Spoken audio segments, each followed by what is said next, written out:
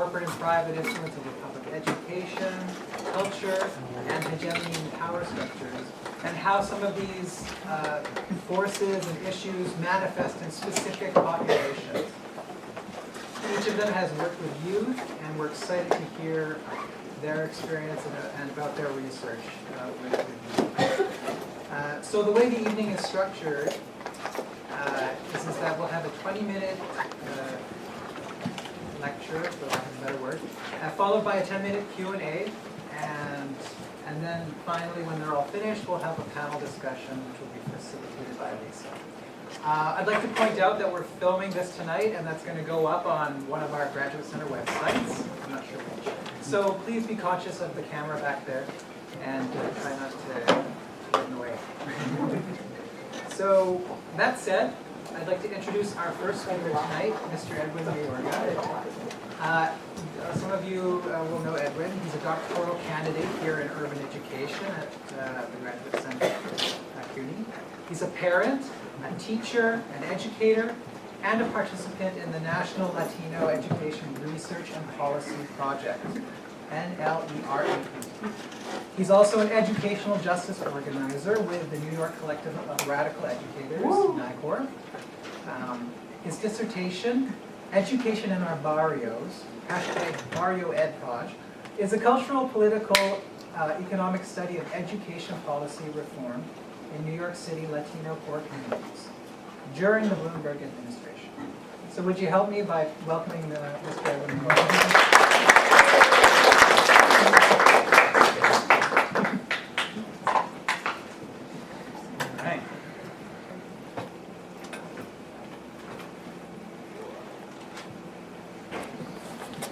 Buenas tardes. Good afternoon. Thank you again to Cohort 13 and to Ofelia Garcia and the Urban Education Program for hosting this wonderful series. I'm excited to be part of it and to particularly be presenting with two very close friends and colleagues, so psyched about that. Okay, so I'm not going to dilly-dally anymore. This whole technology thing doesn't work in El Barrio. I'm going to be speaking about lessons from my dissertation project, the Education in Our Barrios project. So I'll just jump in here, if you'll allow me.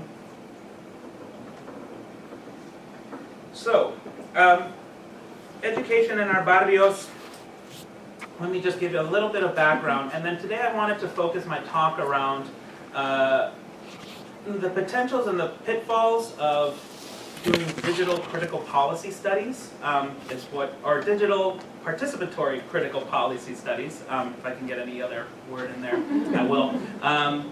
So I wanted to focus in on that, but I wanted to just give a little bit of background around my study and what's been happening, and talk about some preliminary findings at the end. But this is our project.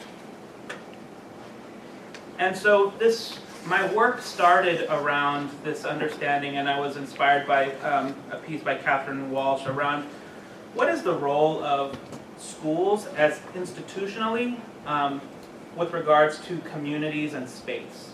And so I take her idea take the notion of geopolitical locations as a way to frame both schools and as I'll go into later, this notion of a school-neighborhood nexus. And so what it means for me is this understanding of that schools are geopolitical in that they're historical, social, cultural, and imagined.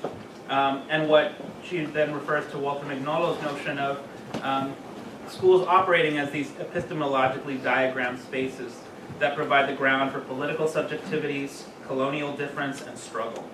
The local reverberations that we see in what I describe as a school-neighborhood nexus operates on the idea that schools are, in many ways, part of communities, but they also are representatives of the state. And so as being nodes of the state, there's a relationship between what happens inside schools on a policy level, as well as on a policy level. And so we see that particularly around school closings, charter school expansions, changes in bilingual education. And so I'm thinking about, and when I started to develop my questions and just to tell you, it took me a long time to really develop these questions and thinking. So it's a marathon, not a race. But what I came to think about is, how does the school and the neighborhood become a particular scale, and from which we can start to understand the larger structural processes and the lived embodied experiences of the young people and the community members that are involved in those spaces, right? And so that those things are not distended or detached from one another. They're in fact continually informing one another as social processes continue. And so trying to do critical policy studies around that, and I'll go into like what it means to do different aspects of this work. So policy studies has had a tradition of what Grace described way back in 84, 89 as policy science, right? This approach where individuals and institutions are preoccupied with specific policy proposals, technical details, this kind of maybe administrative kind of approach to it. And a critical policy stance is one that is trying to actually think about the fundamental principles, what's underlying the ideologically, discursively, materially, the policies that are generated and produced. And what does then that mean for the people that are actually having to implement, execute, experience, resist, speak back to these different policies, or the policy frameworks in which we live. And so I'm really kind of trying to think about those things. And then I'm also engaged in thinking about, and this is where my research is always already connected to my personal and political commitments. And so thinking about my research project as being one that's participatory, and taking from a lot of the work done out of the Public Science Project here with Michelle Fine and Maria Torre and the good folks upstairs, but thinking about how can my research not only be on, right, or rather than being on a population or a neighborhood or a group of people, it would actually be something that was working alongside and with and for. And so those kinds of things are what led me to thinking about doing critical policy studies, but with community members. And I'll talk a little bit about that in a minute. But the purposes behind that being that the work that I'm trying to do is one that maps the dominant.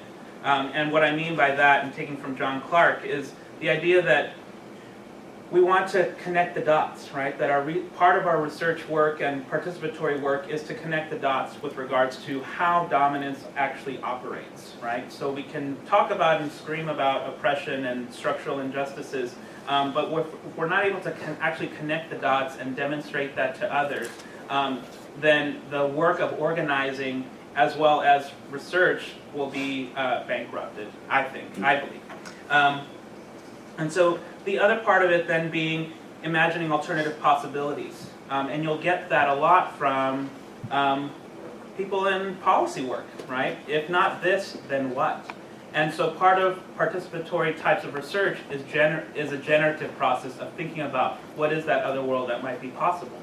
And then finally, the other two being the idea of generating guides to action, right? So that as we research, we are also developing ways of thinking and doing that can be replicated, not only to verify its findings, but to actually think about how this might guide different forms of change in different contexts. And then finally, actually taking action, right? And using, and not only action, that research is part of that action, but then that there are other things that come and that follow in response to what we have found and started to unearth. How am I doing on time? 12 and a half. Okay, I can talk a lot, so I didn't want to do that. The other piece about this then is also the digital, right? We live in a 21st century, and what that means is often this idea that we live in a digital world that, it's highly visual, very text heavy, but it's almost instantaneous. I can go and find and if I have a question, Google is my teacher. And so part of my interest in thinking about that is then linking critical work, participatory work, and digital work. And my intention there is not to get on the bandwagon of the digital because it's nice and shiny. What I'm trying to do is actually make sense of how the digital actually shapes our research, what kind of meaning-making opportunities this provides for those that are doing the research, how might it create new connections, right? That at the same time that it's actually dismantling other connections, traditional connections that we might have from relationally to people, right? So it provides both promise and pitfalls, and so I'm interested in thinking about how those things might be reconciled and actually trying this stuff out. So it's a process and it's a continual one with a lot of stumbling around and trying new things and finding out and discovering that maybe this stuff doesn't work. And the quote that I started with is actually one of my co-researchers talking about this might not actually work. And so what then does one do when one is humbled by a co-researcher? So those are things that I'm just kind of laying out as these larger kind of balls that in the air that we're juggling here. And so this all goes back to the community of study and solidarity work that I'm trying to enact. And so part of that is education in our barrios, while is my dissertation study, is actually something that I'm trying to think about as a lifelong project. And what does it mean for us, particularly in New York, to think about what Ed Morales, who's a journalist and scholar, described as Latino core communities. So when we're thinking about Latino core communities here, what are those imagined spaces that have lived, where culture is produced and work is and lives are lived, where it's a Latino majority, right? But it's not just a numerical majority. It's one that's imagined. The art, the culture, the music, the sounds, the relationships, the ways of the ontological and epistemological experiences that are happening, right? So really thinking about ways of knowing, ways of being, and that those, Morales was suggesting, have a certain Latino, Latino-ness to them. And so I'm interested in thinking about those communities also being in moments of crisis and change. When we talk about certain political, economic conditions that are happening around these neighborhoods, there's actually been, the research is uneven, right? There hasn't been a lot that really talks about and addresses those things. And so I wanted to think about those core communities and the schools in which, and use the schools and the relationships to the schools as the way to really think about all of these things. So this is the prime case, El Barrio, East Harlem, which I hope is the case for my dissertation, but which I hope is the first case in those that will follow, and hoping that it's not alone. So if anyone's out there, please let me know. We'll continue the work. So these are just some images of it. Here are some key things that I think help just to kind of encapsulate what's happening right now, and so what I'll focus on. So this is actually just a map that demonstrates the percentage of, with regards to the Latino population. And so these are the areas that are most Latino in terms of percentages and demographics. And then we see here just numerical representations that the community at this point, between 2008 and 2011, roughly hovered around 62.6%. And that percentage has actually gone down relative to the previous decades. And so we want to think about these historically Latino core communities in this process of change and what's going on behind that. And then the other part, which is I think it's a little hard to see here, but this is actually children in poverty. And so in East Harlem, 43.5% of children either were born or live in poverty at this point. And so we want to think about that population, but then also be aware of, if any of you have gone up there, the changes in housing, the changes in healthcare, in infrastructure that are provided or are not being provided there. And one of the things that we've been finding in our interviews, and I'll talk about that in a second, is that gentrification, the expansion of real estate and particular foods and a certain commercial culture have are being dramatically felt by the residents of the neighborhood. And so they're feeling this also in their schools, whether it's testing policies or curricular issues. Probably the key piece is actually engagement with the community. The community doesn't feel like it has any connection to the schools, or has very limited connections, and so really trying to figure out that kind of relationship. And so many of those things are happening. And so these are just some of the research questions that I laid out before as I started to do this work. So the challenges to the education community, both in practice and strategies prior to the Bloomberg mayoralty, as well as what's happened after, and really thinking about how the community has responded to those questions. Time? Okay, I mean, I have 5 minutes, okay. I'm like, yeah, that's 5 points. Okay, so digital participatory research. The 2 young women here, Maria Limena, Henri Peña, are my co-researchers. And so I got a very generous digital initiatives grant from the Graduate Center here to digitize my dissertation, whatever that meant. And so what I did was I used it to pay them.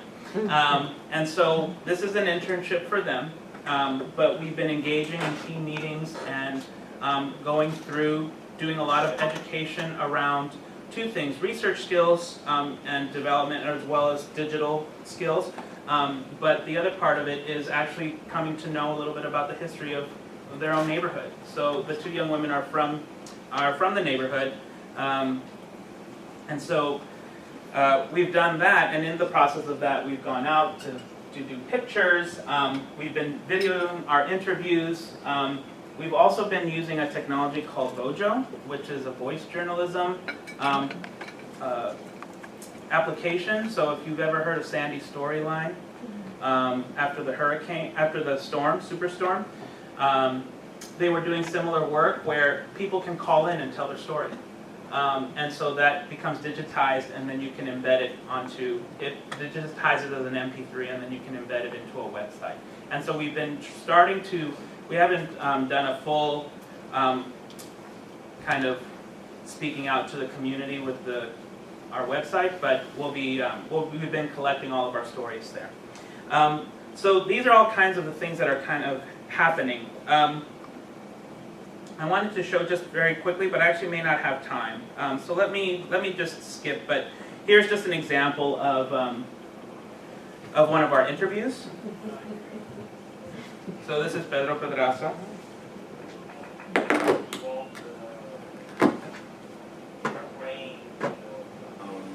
Guilt or anything like that, what do they call that? In a civil case, they call it something else. But we will culpability, or yeah. Let me see if I can skip a little bit. To a consent decree. The consent decree means that people agree to do something without admitting any guilt or responsibility. right? So the judge said. So when the board of ed said that in court, the judge told us, okay, you come tomorrow and tell us what you want. Mm-hmm. Then lo and behold, they realized they didn't know what they wanted. Yes. They didn't know they wanted something. Something. In terms of services. Right. So they came to the centro, and they came to Frank, and Frank came to me and said we got to help them out, and they pulled us up in a hotel downtown on Lexington Avenue, 50-something street, and we spent all night trying to prepare for the next morning what they will ask the court. And it was a big struggle with the lawyers because Teitelbaum and Hiller were the lawyers for the Aspida, And they wanted to go strictly by what the Lau decision gave, which was basically a transition to a bilingual type of program. We were fighting for a maintenance model, and that they should try to get a court decision that would support a maintenance model. One, because we wanted our language policy, which statement was that the goal should be language maintenance, right? And we had the right to that, because particularly Puerto Ricans, because we're U.S. citizens. There's nothing in the Constitution that does not say we cannot maintain our language and still remain as U.S. citizens, because in fact, that's what historically what has happened. Puerto Rico, Spanish speaking, and they're still U.S. citizens. So anyway. Let me stop there just for time. So I wanted to show that, so the idea is to actually engage another layer of participation that we're trying to develop through the digital is engaging the community around watching some of these segments. And so really thinking about, we're both in the process of archiving the work, but also then engaging the community in its own archive, right? So what are its own stories? And stories that are often not told. And so in the meetings that we've been having between on the research team, what has been interesting are there are various findings, and I'll just kind of skip to that. But so thinking about like interior and exterior findings, right? So the interior ones, right? What's in the actual architecture of our project, right? The inner workings. There's been a lot of eye-opening aha kinds of moments for the researchers, my co-researchers and myself, right? Where we're actually having engaging conversations and we're learning and processing through the data, and really thinking about the idea that we have no idea that what's been happening to us. We also have no idea what our stories are. And so really trying to engage and think about how can we then get those stories out to others, okay? And so the other part of it then is that, just externally, and I'll end here, is that we're also finding that in the interviews there's this connection to school choice and those concerns and parental engagement, but that those are paralleled in the ways that governance and the way governance has managed issues around housing, gentrification, and really decoupling what might be described as collective histories of struggle that have occurred in those neighborhoods from the current populations that are most invested in what's happening in those particular locations. And so I'll end there and really thinking about maybe just the last part with regards to the digital is really thinking about what's emerged for me is the idea that it's a balanced combination of physical and digital ethnography, which is giving us this rich and large story. And it's enabling us to think about what are the next steps with regards to action. And so part of what we're trying to do is actually hold forums in the community with the co-researchers leading and doing newsletter work where the digital clearly isn't working in terms of actually communicating with the community. So how do we complement that with flyering, actually holding these actual lived forums and not getting rid of the digital, but thinking about how they work in combo, right, together and both. So thank you, everyone.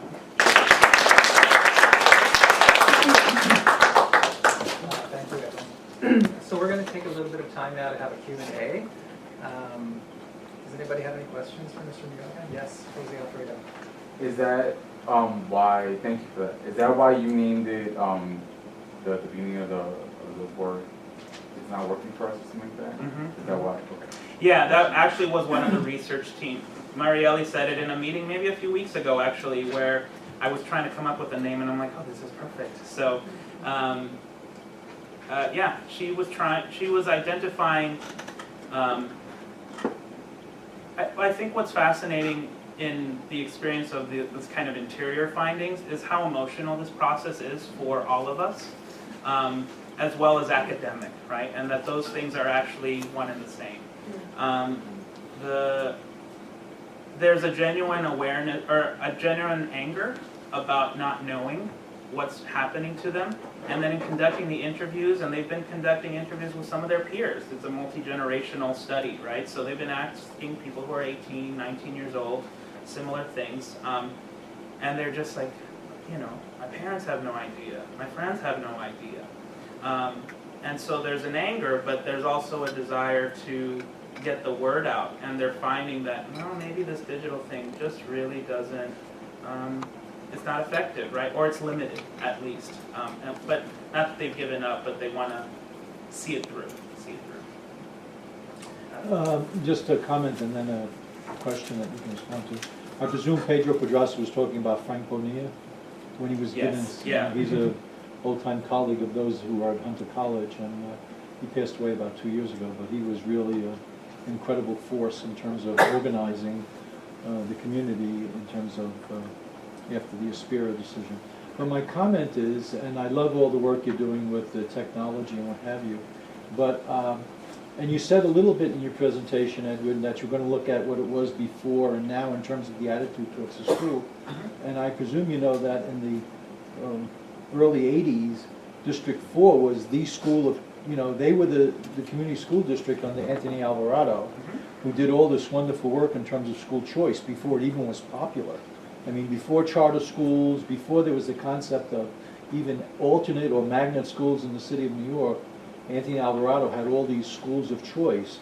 And are you going into that literature at all? Yes, actually. And comparing what it was and what I guess it is now, where it's mostly well, it's moving towards greater and greater gentrification, is what I understand. Yeah.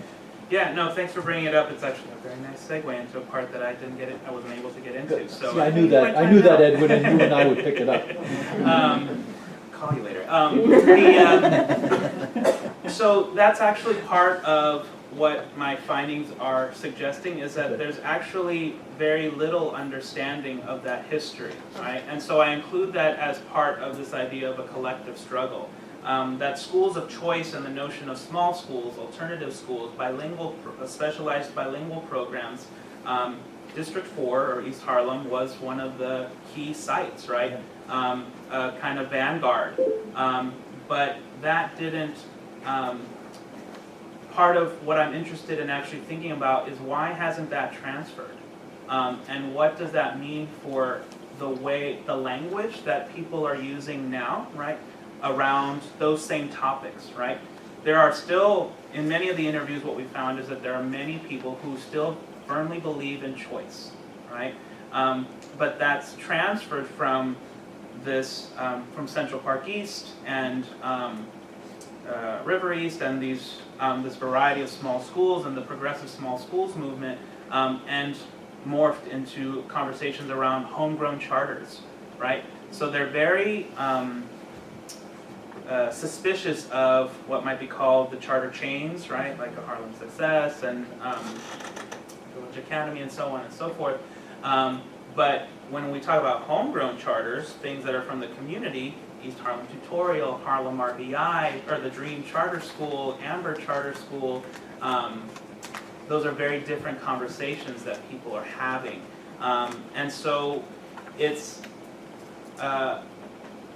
but when they're articulating these things, there's actually very little awareness of what happened before, or the idea that there was a struggle, which has come to be known as Ocean Hill Brownsville, and before that, right, when we're talking about 68, 69, 70. And so there's, very little connection to that. And we hope that the archive actually becomes a way to share some of those stories. And I think that's what's powerful about Pedro Pedraza, that little segment is, here we are, we have a living, breathing story of the Aspira consent decree coming into formation, right? Like literally, like you could imagine people like holed up in a hotel room, that kind of thing. And that those were connected to these community-based locations.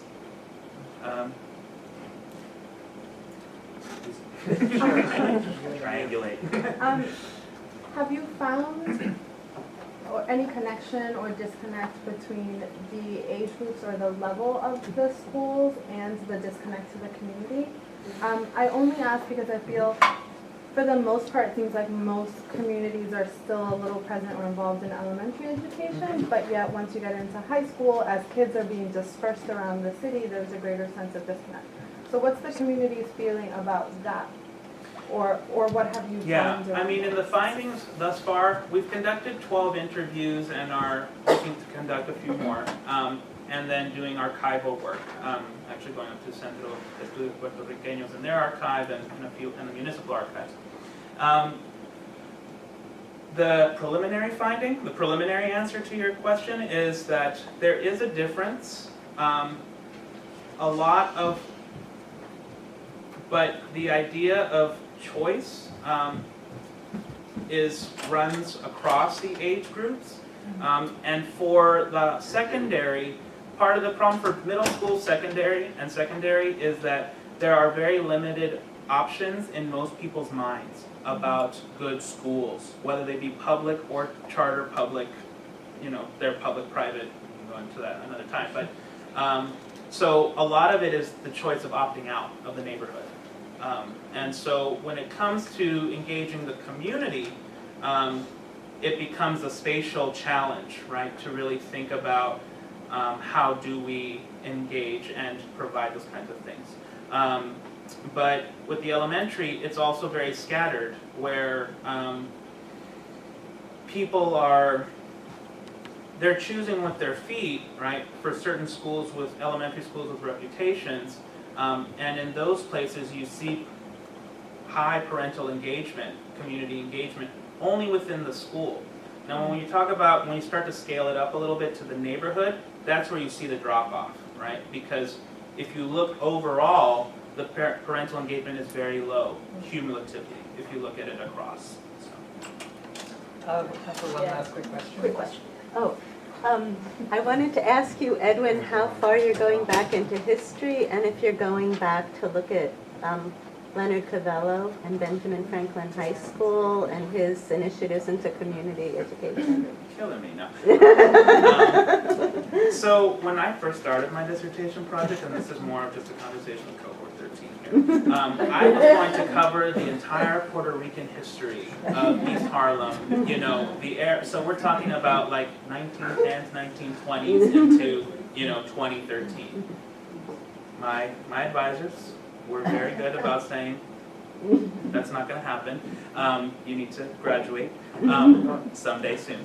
And so I decided to capstone it with 1968 and the Ocean Hill-Brownsville era as just a moment, as a capstone in terms of our archival work, and looking at the emergence of Las Vida and the consent decree and the small schools movement. And so we're interviewing people, we're trying to interview people who were very involved in that era, including Debbie Meyer, who's agreed to do an interview, and several others that I'm still trying to track down from that earlier era to see how they're thinking about what's happening right now. And so trying to get at, I'm kind of trying to kill two birds with one stone here and get their stories and recollections, but then also getting their view on the present and the future. Okay, thank you, Thanks, Mr. everyone. Mayorga.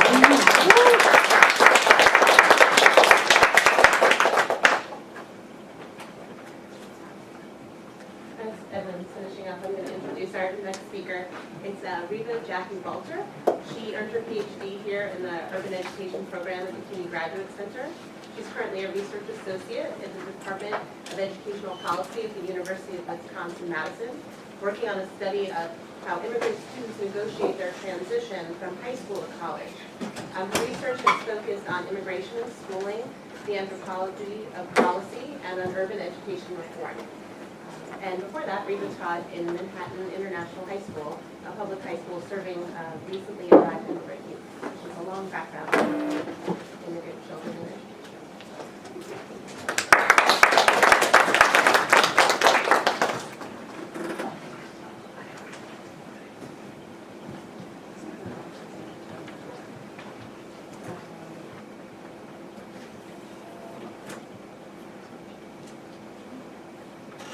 I think I know how to make it present your views to So it's such a pleasure to be here. Thank you guys for the invitation. It's also really wonderful to hear your work, Edwin, because we talk about our kids and balancing work and home and keeping writing and all that, but it's wonderful to see the connections between our work. I'm going to talk tonight for a few minutes about research that I did. It was my dissertation study. It was, oh, don't, wait. That was based on research that I did during a year that I spent in Copenhagen, Denmark. So, yeah. And which I didn't intend to be my dissertation study. I'll try to do some, like a few little comments about the process, because I think that's since most everyone here is in your first year, except for Terry, a few other wonderful people. Just to talk about the process, I didn't intend for it to be my research project, but it kind of chose me. And I'm going to present a scene from a classroom where I had a kind of breakdown moment trying to figure out what's going on. And anyway, I'm gonna jump into the work here. But roughly, my paper tonight is going to talk about how nationalist discourses are taken up within the everyday acts of teaching. And we're going to take kind of 3 very large jumps here tonight. I'm going to start with a look at how Muslim immigration is constructed in the media and in Danish policy, and then looking at how it's taken up in the everyday acts of schooling, and then a little bit on how young people, how Muslim students experience that. I think it's important also to mention that when I started my research, all of my research was on immigration and schooling. I didn't intend go in expecting to study Muslim youth, and in some ways it's a false category, but in some ways it's not, because of the ways in which they all experience, 99% of the students that I interviewed experience these kind of discourses and narratives around immigration. So the interesting thing about Danish schools is when I walked in, they felt much like the small, like Central Park East, and like really good private schools where there's children's art on the walls and really strong commitments to kind of hands-on inquiry-based education. There's no tracking, they have deep commitments to social equality. But then I began to witness these kinds of very racialized representations of youth and these kind of odd interactions that made me really wonder what was going on there. And it's the interesting thing about Denmark, that it's a place where you can experience kind of where kind of humanitarian liberal discourses blur with neo-nationalist discourses. So my work draws very much on critical policy studies, as Edwin mentioned. And when I was there, I had the good fortune of working with a woman, Sue Wright, who's at the forefront of this work around the anthropology of policy. I'm actually on chapter 3, writing my book, which I'm hoping is going to be published in a series on the anthropology of policy. But the anthropology of policy really looks at how do policy